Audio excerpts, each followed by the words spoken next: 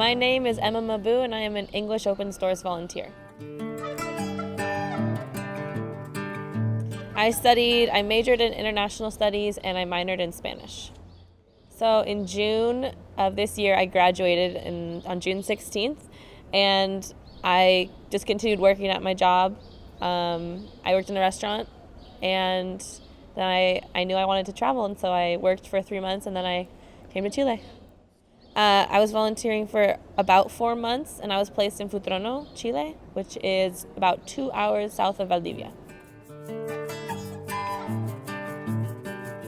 Well, when I first heard about it, I looked into it, and I think the thing that stuck out to me the most was that it was backed by the United Nations Development Program, and I'd studied a lot, not a lot, but a sufficient amount about the UNDP, and I was always kind of interested in being part of that, and I figured that this was kind of a cool way to get involved in something that they were doing and be part of their work on the ground.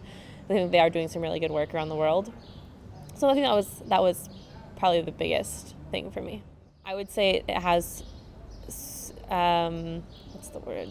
I would say that my experience was more than I thought it would be in a positive way. It was, I think it was a testament to the reality of the situation, like the reality of education and public education. But it was all, and it was challenging. Like, I expected it to be challenging, and it was, but it was also much more rewarding than I thought it would be. I don't know, like, one thing that I was kind of nervous about was working with kids at that age, because I've always had this kind of difficulty connecting to middle school and high school kids. And I was like, I don't know if I'm going to be able to, like, connect with them. Like, they're kind of annoying. And then by the end, they were my favorite part. The kids were my ultimate favorite part of the whole program. So it exceeded all expectations. I would say I felt supported 100% of the time. I felt like all the instructions I received were simple, straightforward, easy to follow, and if I did have any doubts, they were always answered and always resolved, right away. And so I have zero complaints on that end. Like, for example, when we were talking yesterday, wow, it was yesterday.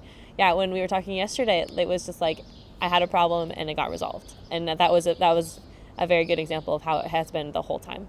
I had very informal teaching experience. I informally taught English to Latino migrant workers at a homeless shelter. So it was not formally structured. I didn't know what I was doing at all.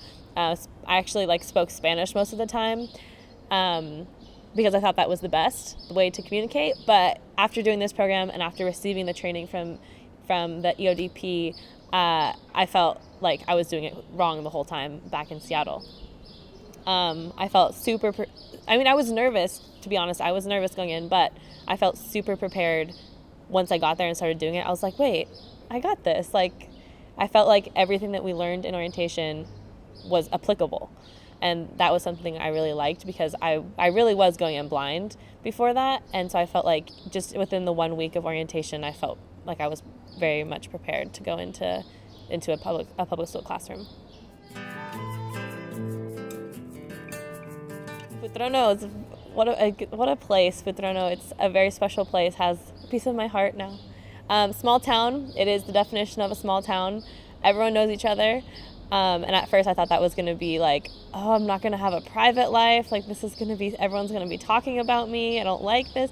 But that was actually the best part, is because I got to walk every day. I would leave the house and see people I know. Like, and people even that I didn't know would say hi to me.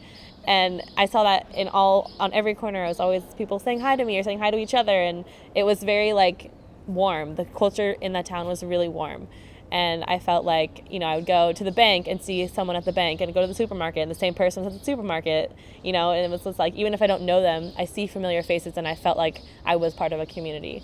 And so, yeah, I really felt like I was able to fit in, even though I felt like there would be already these communities and it would be hard to integrate, but I felt like the people were so welcoming and just wanted me to be a part of their lives, and I felt like I fit in.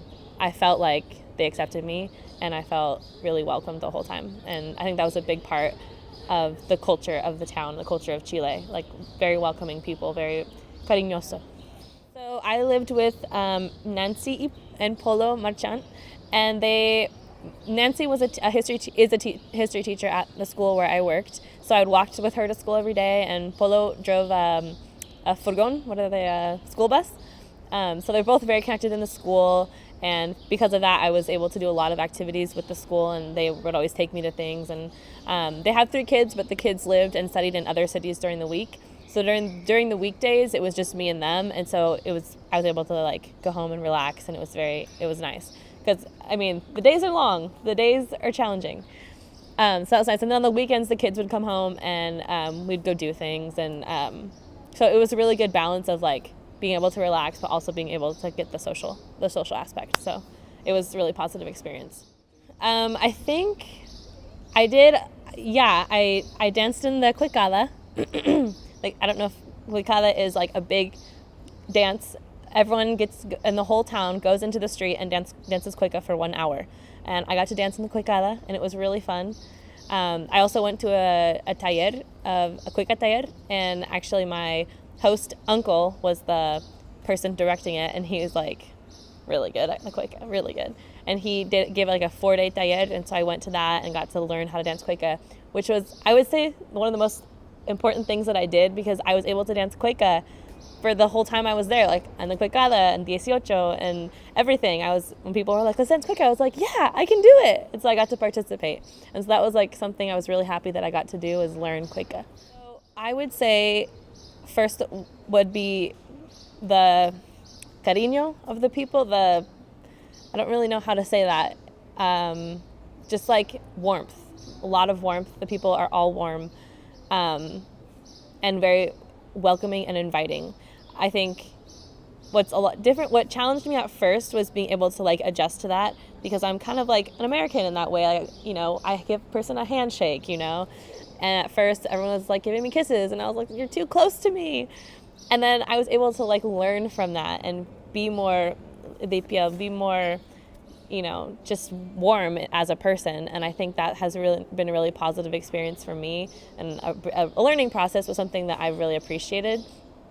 And also just like generosity. People are very generous. Every time I would go anywhere, the only thing I would hear is, Emma, eat more. Emma, take more. You need to eat more. And even I'd be like, no, I can't. They would ask me again. It was like never ending. You need to eat more. And so, yeah, that was also, I think, just those 2 things, like the warmth and the generosity, stuck out to me a lot. Interesting, challenging, incredible. I would say that one thing that I came out learning was that all of the students are more than capable. They are all more than capable. They lack motivation.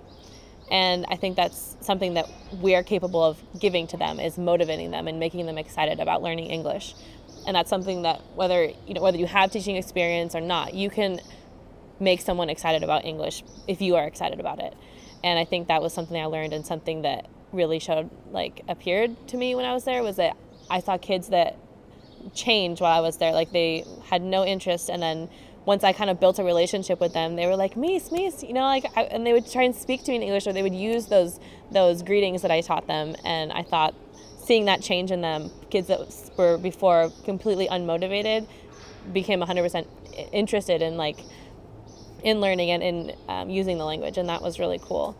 I think it's challenging, I think, working in situations where you don't have control of everything. You don't have control of what's going on in their house or what's going on in their personal lives of the students, but being able to work through that, I think, was challenging, but also really rewarding, really eye-opening. But yeah, it was, like I said, it was a really challenging experience, but more than that, it was completely rewarding. But it's just so many moments. So we did this spelling bee. It was an English Day spelling bee, and one of my primero medio classes, one of the kids who had originally said he was going to participate didn't show up that day, and so we had to find a replacement on the day of. Just so happens that one of the students from that class, which I had class with him maybe twice because after that he stopped coming.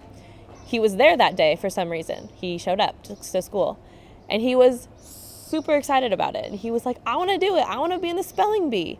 And so we had an in-class competition to decide who was gonna be in the spelling bee between these three students, and he won. Super smart kid, really good he was probably better at English than most of his classmates, but he never came to school. And she so happens that he was there that day, and so he did the spelling bee, and he did really well, and his class won. And it was, I don't know if it impacted him at all, but it was really cool to see someone who maybe doesn't think they could do it and do it with success. And I hope that was maybe something that could motivate him to keep going to school. And up until the time I left, he was still going to classes. So I'm hoping that was maybe a really positive impact for him. I know it was for me, so. Personally, I know that I think relationships are really important, and that building relationships is important both in your personal life, like with your host family, but also with your colleagues and with your students, like making sure you're getting to know people, because I think that has had the most impact for me is when I made a relationship with a student, I saw that change in class. They were interested in participating, they're interested in getting involved, and I think that was really important, and making that effort to know people outside of your host family and taking initiative. And I think that I've really grown in that way of, not being so afraid to say hi to somebody or, hey, let's go do something, and meeting people.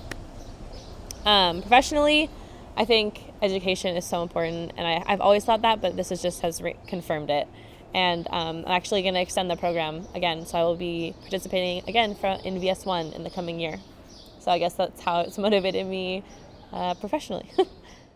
I would say at least for where I was placed, I was able to actually blend some of like my school and my host family life together, and that was really cool. Like for one time I went to an ASAO, and turns out the nephew of the lady who invited me was one of my students, and I had no idea.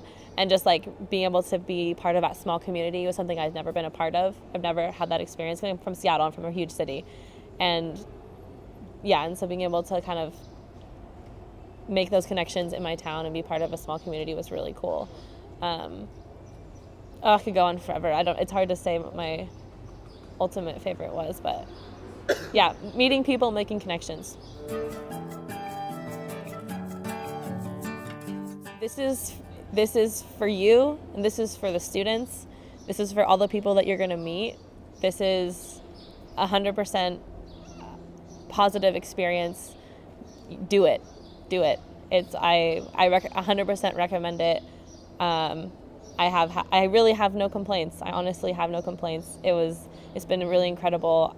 I only wish someone would have told me that, so I would have had less doubts in the beginning. I would say do it. I think someone who just graduated college, like someone like myself, looking to do something, looking to travel, it's a great way to travel. It's a great way to contribute, a great way to grow. It combines all in one. And I also think if you're looking to do something different, there's a couple people that I met here, other volunteers that have had their careers for a while, and they're kind of looking for something else to do. If you want to take a break, if you want to do something and make it worthwhile, this is your option. I don't think I wouldn't say anything else. I would say that you have to do English Open Source.